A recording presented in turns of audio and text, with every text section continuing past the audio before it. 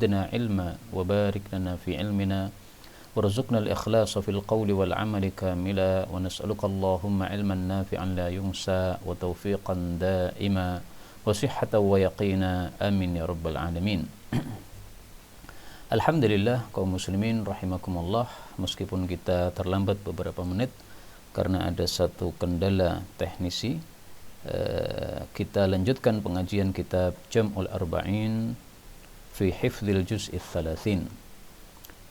Dan kemarin sudah kita bahas dari hadis nomor 18, kita ulangi sejenak ya, hadis nomor 18, aftarus shaim, bahwasanya waktu berbuka bagi orang puasa adalah ketika sudah tenggelam matahari. Karena Allah Subhanahu wa taala menyuruh kita menyempurnakan puasa sampai malam. Nah, malam itu definisinya adalah ketika tenggelam matahari berdasarkan ayat wal-laili idza yaghshaha. Kemudian hadis 19, salat duha 6 rakaat itu yang dilakukan oleh Rasul sallallahu alaihi wasallam, dan menurut mazhab Syafi'i minimalnya 2 rakaat, maksimalnya 8 rakaat. Ada lagi pendapat yang lain mengatakan tidak ada batas maksimal untuk salat duha ini ya. Kemudian hadis yang ke-20, wa ma qala, Allah tidak membencimu. Ini mestinya qalaka, tapi kata-kata ka dihapus supaya ta'adduban, yaitu adab kepada Rasul sallallahu alaihi wasallam. Demikian juga supaya akhirnya ayat sama dengan ayat-ayat yang sebelum dan sesudahnya.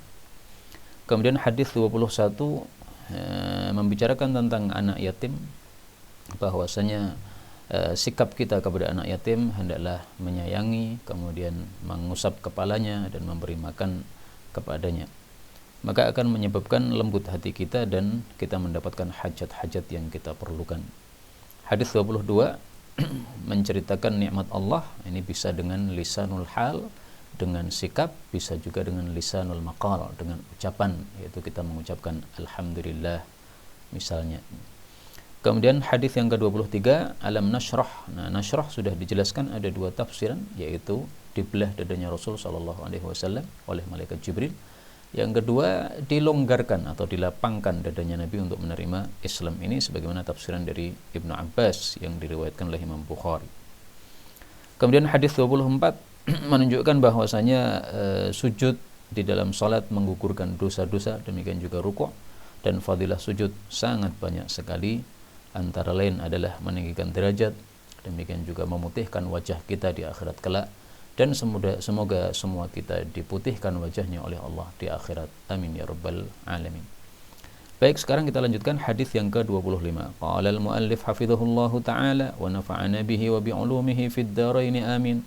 Al-hadithul khamis wal 20, hadis 25, qilu rabbina, perkataan Rabb kita, wa rafa'na laka dzikrak, dan kami telah mengangkat untukmu wahai Muhammad akan namamu. Apa maksudnya mengangkat nama Nabi ini? An Mujahidin, dari Imam Mujahid rahimahullah, fi qawlihi, tentang kalam Allah, wa rafa'na laka dzikrak, qala, Mujahid mengatakan, maksudnya adalah la ulkaru, tidaklah aku Allah disebut, illa kecuali dzukirta ma'i, engkau wahai Nabi disebut bersama saya. Misalnya asyhadu an la ilaha illallah, ini disebut nama Allah, kemudian disebut nama Rasulullah, wa asyhadu anna Muhammadar Rasulullah. Ini diriwayatkan oleh Imam Syafi'i di dalam kitab Ar-Risalah, dan kitab Ar-Risalah adalah kitab yang pertama kali ditulis dalam masalah usul fikih, sehingga Imam Syafi'i itulah bapak ilmu usul fikih. Kaum muslimin rahimani wa rahimakumullah, jadi yang dimaksud nama Nabi ditinggikan oleh Allah adalah setiap kali Nabi disebut, Allah disebut namanya, maka disebut pula nama Nabi Muhammad sallallahu alaihi wasallam. Dan ini kita temukan dalam banyak hal. Misalnya dalam masalah azan ya, asyhadu an la ilaha illallah, kemudian asyhadu anna Muhammadar Rasulullah. Misalnya lagi dalam tahiyat, dalam salat ya, kita membaca asyhadu an la ilaha illallah, asyhadu anna Muhammadar Rasulullah. Bahkan mazhab Syafi'i mengambil kesimpulan dari ayat ini. Mereka mengatakan disunnahkannya atau disukainya mengucapkan salawat ketika menyembelih kurban. Kenapa? Karena ketika menyembelih kurban disyariatkan membaca takbir Allahu Akbar. Nah, kalau sudah disebut Allah berarti disebut nama Nabi Muhammad sallallahu alaihi wasallam. Maka mazhab Syafi'i kalau menyembelih kurban ya mengucapkan bismillah wallahu akbar, Allahumma shalli ala Muhammad wa ala ali Muhammad. Kemudian Allahumma taqabbal dan seterusnya doa kurban yang terkenal itu. Kita ambil beberapa faedah dari hadis ini. Faedah yang pertama, Mujahid perawi hadis ini adalah seorang tabi'in. Dan dia dikenal sebagai ahli tafsir nomor 1 yang meriwayatkan dari Ibnu Abbas radhiyallahu anhu. Jadi Ibnu Abbas ini muridnya banyak, tetapi yang paling tersohor dalam bab tafsir adalah Imam Mujahid, namanya Mujahid bin Jabr, dan dia dikenal oleh para ulama sebagai imamun fit tafsiri wal qiraati wal ilmi. Adalah seorang imam dalam bidang tafsir, dalam bidang qiraah, dan juga dalam bidang ilmu agama secara umum. Nah, sekarang pertanyaannya, tafsiran Mujahid apakah bisa diterima? Ketahuilah bahwasanya tafsiran yang dapat diterima ada 4 macam. Yang pertama, tafsir Al-Quran dengan ayat Al-Quran yang lain. Yang kedua, tafsir Al-Quran dengan sabda Nabi Sallallahu Alaihi Wasallam. Yang ketiga, tafsir Al-Quran dengan perkataan para sahabat Nabi Sallallahu Alaihi Wasallam. Yang keempat, tafsir Al-Quran dengan perkataan ulama-ulama kibarut tabi'in, yaitu tabi'in yang tua-tua seperti Mujahid ini, yang mereka banyak mengambil ilmu dari guru mereka, yaitu para sahabat-sahabat Nabi Sallallahu Alaihi Wasallam. Nah, maka ringkasnya tafsiran dari Mujahid ini dapat dijadikan sebagai hujjah, karena orang yang paling ngerti tafsir tentu saja setelah Nabi adalah para sahabat, dan setelah para sahabat adalah para tabi'in rahimahumullahu ta'ala. Faedah berikutnya, hadis ini sebenarnya diriwayatkan juga secara marfu', maksudnya adalah diriwayatkan sebagai sabda Rasul sallallahu alaihi wasallam. Nah, kalau memang diriwayatkan dari sabda Nabi, kenapa tidak saya tampilkan di sini sebagai sabda Nabi sallallahu alaihi wasallam? Sebabnya adalah karena hadis yang marfu' tersebut diperselisihkan derajatnya oleh para ulama. Lafalnya adalah atani Jibril. Jibril datang kepada saya, faqala, lalu dia mengucapkan, inna rabbi wa rabbaka yaqulu, sesungguhnya Allah berkata, tadri kaifa rafa'tu laka dzikrak, tahu enggak kamu bagaimana aku meninggikan namamu? Qultu Allahu a'lam, maka saya jawab, Allah lebih tahu. Qala, Allah menjawab, la ulkaru illa dzukirta ma'i, aku tidak disebut kecuali engkau disebut bersamaku. Nah, ini hadis riwayat Abu Ya'la, dikatakan dhaif oleh Asy-Syaikh Al-Albani. Tapi seandainya kita menganggapnya sahih, mengikuti sebagian ulama yang mensahihkan, tidak ada masalah. Hadis ini disahihkan oleh Ibnu Hibban dan juga Al-Imam Ad-Diya.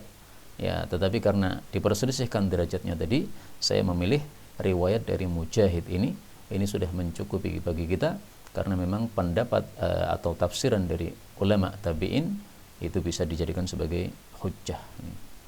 Kita lanjutkan hadis yang ke-26, al-haditsus sadis wal 20. Qilu rabbina, perkataan Rabb kita. Fa inna ma'al usri yusran, inna ma'al usri yusra.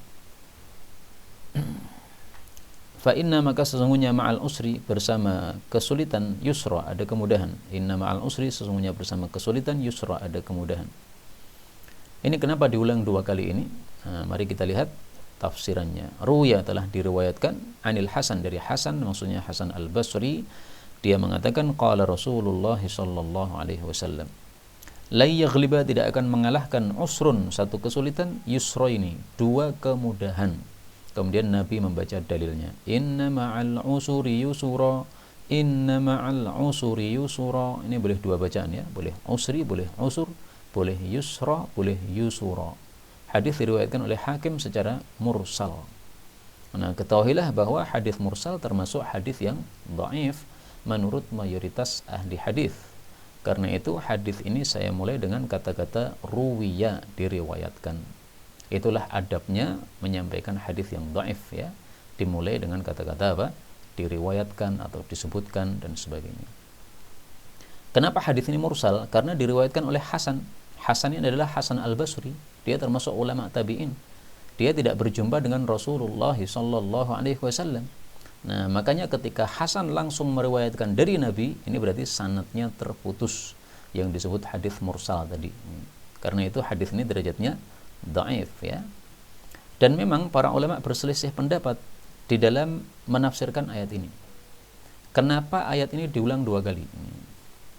Pendapat yang pertama mengatakan diulang 2 kali dalam rangka untuk takkid, yaitu penegasan atau penguatan. Sebagaimana kaidahnya mengatakan at-takrir lit-taqrir. Pengulangan itu untuk penegasan. Nah, maka diulang 2 kali penegasan. Pendapat yang kedua, itulah yang disebutkan dalam hadis ini, yaitu bahwa diulang 2 kali menunjukkan bahwa kesulitannya hanya satu, tetapi kemudahan yang disiapkan oleh Allah adalah 2. Kok bisa begitu? Nah, perhatikan ayatnya ya. Inna ma'al usri, usron itu artinya kesulitan, yusron ada kemudahan. Kata-kata yusron, kemudahan, di sini tidak ada alif dan lam di depannya, tetapi diakhiri dengan tanwin. Itu disebut sebagai isim nakirah. Nah, dalam kaidah bahasa Arab, kalau disebutkan isim nakirah yang ditandai dengan ditutup dengan tanwin itu diulang 2 kali, itu berarti adalah 2 hal yang berbeda. Saya ulangi lagi, kalau ada isim nakirah yaitu yang ditutup dengan tanwin pada akhirnya, kalau diulang 2 kali itu berarti 2 hal yang berbeda. Sementara kalau pakai alif lam, maka itu adalah kalau diulang 2 kali itu adalah satu barang yang sama. Berarti fa inna ma'al usri, sesungguhnya bersama satu kesulitan, yusron ada kemudahan. Inna ma'al usri, sesungguhnya bersama kesulitan tersebut yang jumlahnya 1 tersebut, yusron ada kemudahan yang lain. Nah, berarti kan kemudahannya 2 sementara kesulitannya 1. Jadi ringkasnya menurut pendapat yang kedua ini, setiap ada kesulitan Allah sudah siapkan 2 kemudahan. Sehingga hadisnya mengatakan satu kesulitan tidak bisa mengalahkan 2 kemudahan. Karena itu hadis ini memberikan kita harapan dan semangat ya, kalau kita mendapatkan suatu kesulitan tidak usah terlalu susah. Kenapa? Kita dijanji oleh Allah bersama kesulitan pasti ada kemudahan. Hanya kita mau tidak untuk berusaha mencari kemudahan tersebut. Kita mau tidak untuk berdoa kepada Allah supaya dimudahkan urusan-urusan kita, karena segala sesuatu atas aturan Allah Subhanahu wa taala. Yang memberi kemudahan Allah, yang memberi kesulitan juga Allah. Maka ada doa, Allahumma la sahla illa ma ja'altahu sahla wa anta taj'alul hazna idza syi'ta sahla. Ya Allah, tidak ada yang mudah kecuali yang Engkau jadikan mudah, dan Engkau menjadikan sesuatu yang al-hazna, yaitu yang terjal, menjadi datar. Nah, maka hendaklah kita memperbanyak doa kepada Allah Subhanahu wa taala kalau mengalami suatu kesulitan, dan berusaha semaksimal mungkin supaya kesulitan tersebut segera teratasi ya. Jangan lupa doa, karena doa adalah kunci. Berikutnya al-hadits sabi' wal 20, hadis 27. Qilu rabbina, perkataan Rabb kita, fa idza faraghta, apabila engkau sudah selesai, fansab, maka tegaklah, yaitu beramallah lagi. Apa tafsiran ayat ini? An Ibnu Abbas radhiyallahu anhuma qala qala Rasulullah sallallahu alaihi wasallam, atani, telah datang kepada saya al-lailata, pada malam tadi, Rabbi tabaraka wa ta'ala, Rabbku yaitu Allah tabaraka wa ta'ala. Ini maksudnya dalam mimpi ya. Fi ahsani suratin, dalam bentuk yang paling bagus. Jadi rupanya Allah waktu itu sangat bagus. Wa qala, dan Allah mengatakan, ini hadisnya saya ringkas sehingga saya kasih titik 3 ini, maksudnya ada yang dipotong. Ya Muhammad, wahai Muhammad, idza shallaita, apabila engkau telah salat, faqul, maka ucapkanlah doa, Allahumma inni as'aluka fi'lal khairat wa tarkal munkarat wa hubbal masakin wa idza aradta bi ibadika fitnatan faqbidni ilaika ghaira maftun. Allahumma, ya Allah, inni, sesungguhnya aku, as'aluka, minta kepada engkau, fi'lal khairat, melakukan kebaikan-kebaikan, wa tarkal munkarat, dan meninggalkan kemungkaran-kemungkaran, wa hubbal masakin, dan mencintai orang-orang miskin. Wa idza aradta, dan apabila engkau menghendaki, bi ibadika, terhadap hamba-hambamu, fitnatan, kesesatan ya, fitnah maksudnya apa? Kesesatan. Faqbidni ilaik, maka cabutlah nyawaku kepada engkau, ghair maftunin, tanpa terkena kesesatan tersebut. Hadis riwayat Tirmidzi. Apa sih kaitannya hadis ini dengan bab ya? Babnya kan mengatakan apabila engkau selesai maka tegaklah lagi. Nah, ini tafsirannya sangat banyak. Di antara tafsiran-tafsiran itu adalah apabila engkau selesai sholat, maka tegaklah untuk berzikir, berwirid kepada Allah Subhanahu wa ta'ala. Dan selesai wirid, kemudian kita berdoa kepada Allah Subhanahu wa ta'ala. Jadi setelah salam dari sholat, jangan langsung pergi ya. duduk dulu di tempat, berzikir kepada Allah Subhanahu wa taala, tasbih, tahmid, takbir masing-masing 3 kali, 3 kali, atau boleh juga tasbih tahmidnya 33 kali sementara takbirnya 34 kali, itu juga sahih dari Rasulullah sallallahu alaihi wasallam.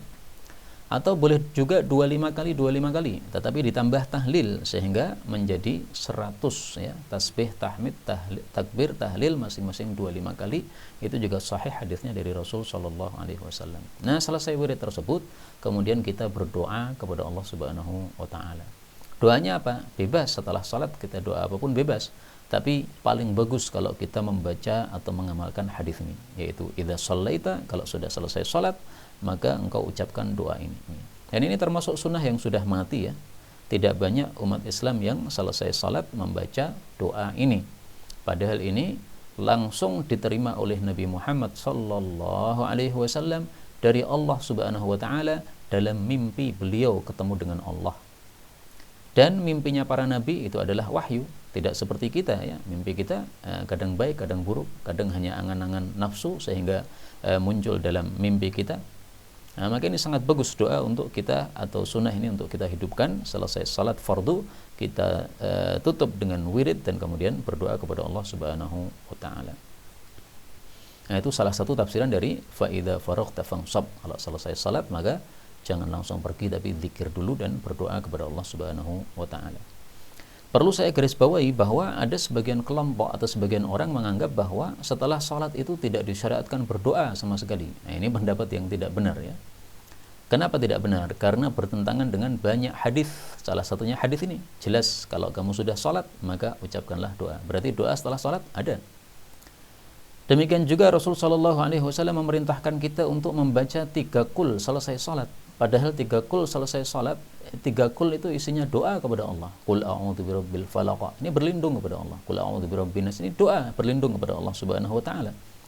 Bahkan Rasul sallallahu alaihi wasallam juga membaca doa selesai salat sebagaimana diriwayatkan oleh Imam Muslim. Rabbi qini 'adzabak yauma tajma'u atau yauma tab'atsu ibadak. Imam Muslim meriwayatkan dari Bara' mengatakan, kami dulu ketika salat suka di belakang di samping kanan Nabi SAW. Kenapa? Karena selesai salat Nabi menghadap ke arah kanan, kemudian mengucapkan Rabbi qini adzabak, ya Allah jagalah aku dari siksamu, yauma tab'atsu ibadak, di hari engkau membangkitkan hamba-hambamu. Nah, ini sangat jelas menunjukkan Nabi berdoa selesai salat. Nah, adapun mereka yang mengatakan tidak ada doa selesai salat itu karena waham atau salah berpikir, dianggap bahwa kondisi sholat itu kondisi paling dekat sama Allah. Nah, sehingga pas dekat sama Allah, mintalah kepada Allah. Selesai sholat, sudah salam, ini sudah putus dengan Allah Subhanahu wa ta'ala. Nah, sehingga sudah tidak waktunya berdoa lagi. Yaitu pendapat yang bagus seandainya tidak bertentangan dengan dalil-dalil yang ada. Tapi karena bertentangan dengan dalil-dalil yang ada, tidak bisa kita terima pendapat tersebut. Kemudian hadis ini menunjukkan bisanya bermimpi melihat Allah Subhanahu wa ta'ala, dan itu di dunia, dan itu hanya dalam mimpi. Adapun kalau melihat dengan mata kepala di dunia tidak mungkin sama sekali, karena Nabi SAW pernah ditanya, wahai Rasulullah, apakah engkau pernah melihat Allah? Beliau mengatakan, nurun anna arah, yang terlihat hanya sinar, bagaimana mungkin saya bisa melihat Allah? Artinya matanya sudah tersilaukan oleh sinarnya Allah, sehingga tidak mungkin bisa melihat Allah Subhanahu wa ta'ala. Dan Nabi Musa ketika minta untuk melihat Allah, Allah mengatakan lan tarani, kamu tidak akan melihat saya, maksudnya di dunia.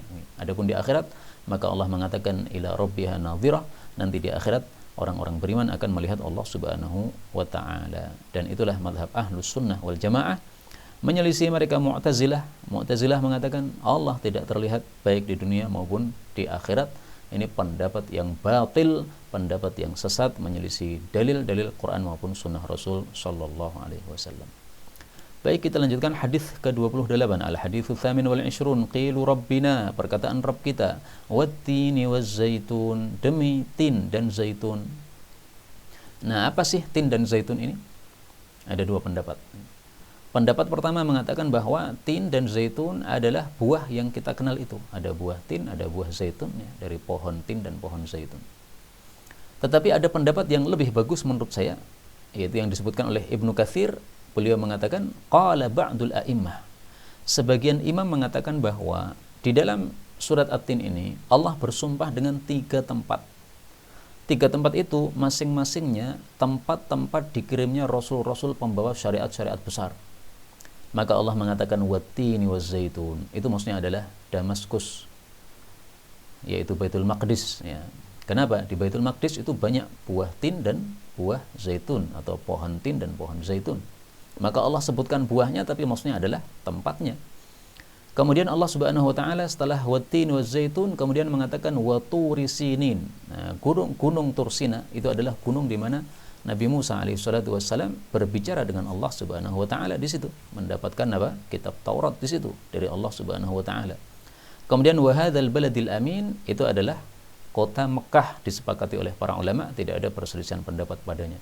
Nah, maka di sini Allah bersumpah dengan 3 tempat yang dipilih oleh Allah sebagai tempat-tempat yang suci, di mana Allah berikan wahyu atau Allah pilihkan tempat-tempat ini sebagai tempat dikirimnya seorang rasul yang pembawa syariat besar. Pertama Baitul Maqdis, di situ dikirim Nabi Isa alaihi salatu wassalam membawa kitab Injil. Kemudian Turi Sinin, Gunung Tursina ini adalah dikirim Nabi Musa alaihi salatu wassalam pembawa kitab Taurat. Kemudian Mekah dikirim Nabi Muhammad sallallahu alaihi wasallam pembawa kitab Al-Qur'an. Dan di sini para ulama sebutkan bahwa ini Allah menyebutkannya secara urut ya. Secara urut artinya dimulai dari yang paling yang utamanya kurang, kemudian lebih utama lagi, lebih utama lagi. Mohon maaf, yang urut itu yang di dalam kitab Taurat ya. Kalau di sini tidak diurutkan. Karena dalam kitab Taurat 3 tempat ini pernah disebutkan, diurutkan, yaitu Tursina dulu, kemudian Baitul Maqdis, kemudian Makkah. Karena memang Makkah lebih utama daripada Baitul Maqdis dan Baitul Maqdis lebih utama daripada Tursina. Baik, sekarang kita baca fadilah buah tin ini atau buah zaitun ya.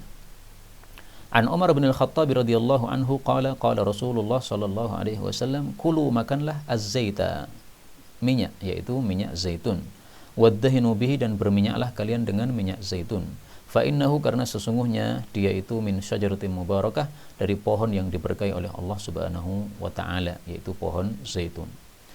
Rawahu Tirmidzi wa qala Abdur Razzaq yattarib fi riwayati hadzal hadits. Imam Tirmidzi meriwayatkan hadis ini dan mengatakan bahwa Abdur Razzaq perawi hadis ini dia goncang di dalam meriwayatkan hadis ini. Hadis yang muttarib, yang goncang, termasuk hadis yang dhaif ya. Tetapi wasahhahahu Al-Albani, hadis ini disahihkan oleh Syekh Albani karena dikuatkan oleh hadis-hadis yang semakna dengannya. Jadi ringkasnya hadis ini sahih. Nah, hadis ini membicarakan tentang fadilah zaitun, dan itulah tafsiran yang pertama untuk kata-kata zaitun ya. Ada yang menafsirkan itulah buah zaitun yang kita kenal. Maka saya tampilkan di sini fadilah buah zaitun.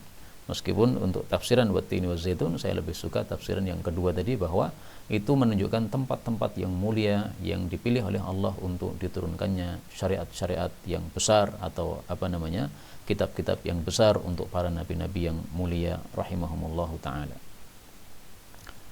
Kita lanjutkan hadis yang ke-29, al-haditsu tasi' wal 'ishrun. Qilu rabbina, perkataan Rabb kita, wa hadzal baladil amin, demi negeri atau kota yang aman ini. Maksudnya adalah kota Mekah sesuai kesepakatan para ulama. Apa fadilah kota Mekah? Kita baca hadisnya. An Ibnu Abbas radhiyallahu anhuma qala Rasulullah sallallahu alaihi wasallam li Makkah.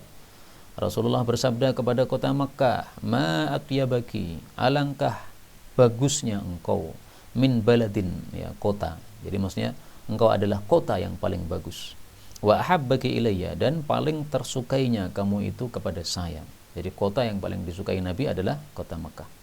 Walaula, dan kalaulah tidak, anna qaumi akhrajuni, bahwasanya kaumku yaitu orang-orang Quraisy mengusirku, minki, dari engkau, ma sakantu ghairaki, aku tidak akan tinggal selain di tempatmu, yaitu di Mekah. Hadis riwayat Tirmidzi dan dia mensahihkannya. Hadis ini menunjukkan bahwa Makkah adalah tempat yang paling utama, karena tempat tersebut yang paling dicintai oleh Rasulullah sallallahu alaihi wasallam. Berarti Makkah adalah lebih dicintai daripada Madinah ya. Tapi memang ini masalah khilafiyah. Mana tempat lebih utama? menurut jumhur atau mayoritas ulama, tempat yang paling utama di atas muka bumi adalah Makkah Al-Mukarramah. Menyelisih mereka Imam Malik, beliau mengatakan tempat yang paling utama adalah Madinah. Alasan Imam Malik kenapa? Karena Madinah dipilih oleh Allah sebagai tempat untuk menampung jasad yang paling mulia, yaitu jasadnya Nabi Muhammad SAW. Andaikan Mekah itu lebih mulia, niscaya Mekah dijadikan sebagai kuburan Rasul SAW. Nah, ini pendapat Imam Malik ya. Tapi kita dapatkan dalil yang menunjukkan bahwa pendapat jumhur ulama ini sangat kuat, yaitu selain hadis ini juga sabda Rasul SAW tentang dilipat gandakannya salat di masjid Madinah, di masjid Makkah, yaitu Masjidil Haram. Hadis yang diriwayatkan oleh Ibnu Majah, salatun fi masjidi, salat di masjidku, yaitu Masjid Nabawi, afdalu min alfi salatin, lebih utama daripada 1000 kali salat, fima siwahu, di tempat masjid yang lain, illal Masjidil Haram, kecuali kalau dibandingkan dengan Masjidil Haram. Wa salatun fil Masjidil Haram, adapun salat di Masjidil Haram, afdalu min mi'ati alfi salatin, lebih utama daripada 100.000 salat di tempat-tempat yang lain. Hadis riwayat Ibnu Majah sahih. Nah, maka hadis ini menunjukkan bahwa Makkah lebih utama. Kenapa? Karena dilipat gandakan pahalanya oleh Allah sampai 100.000 kali salat. Dan salat ini juga diperselisihkan oleh para ulama, apakah itu hanya salat wajib saja atau juga salat sunnah. Mudah-mudahan semua salat di situ dilipat gandakan oleh Allah ya.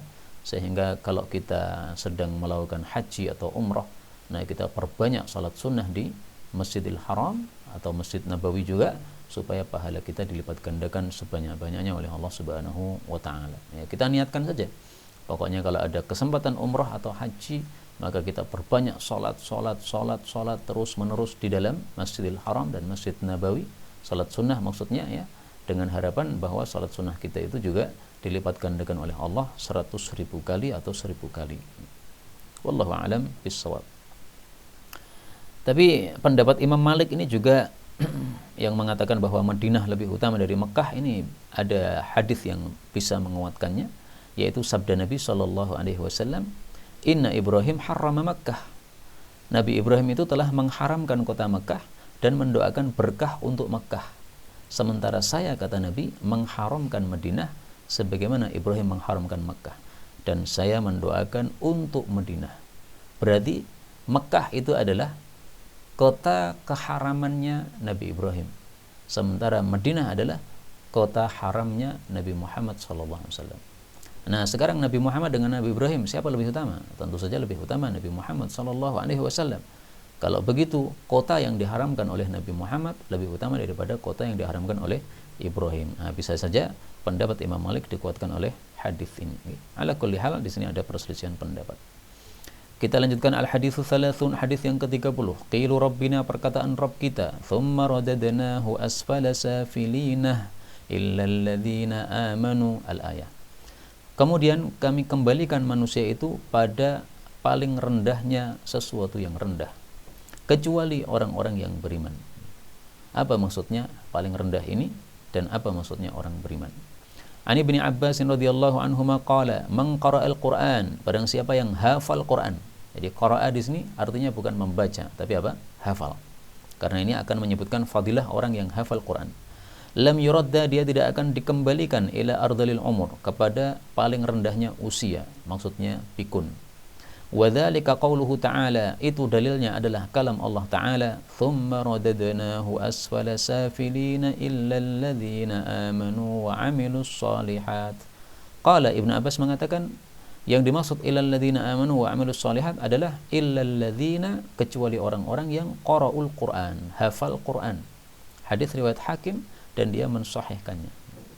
Jadi menurut Ibnu Abbas, yang dimaksud asfala safilin itu adalah usia pikun. Maka disebut paling rendah karena usia pikun seperti anak kecil, bahkan lebih dahsyat daripada anak kecil. Anak kecil lapar nangis, sudah kenyang sudah diam. Nah, orang pikun habis makan merasa belum makan, minta makan lagi, sehingga parah. Kemudian yang dimaksud aman wa amilus shalihat menurut Ibnu Abbas adalah orang-orang yang hafal Quran. Mereka tidak akan dibuat pikun meskipun sudah tua renta. Mungkin hafalannya agak rusak-rusak, ya biasa, wajar ya, namanya orang tua hafalannya sudah berbeda daripada ketika masih muda, tetapi tidak sampai kepada usia pikun. Apakah ada tafsiran yang lain? Ada.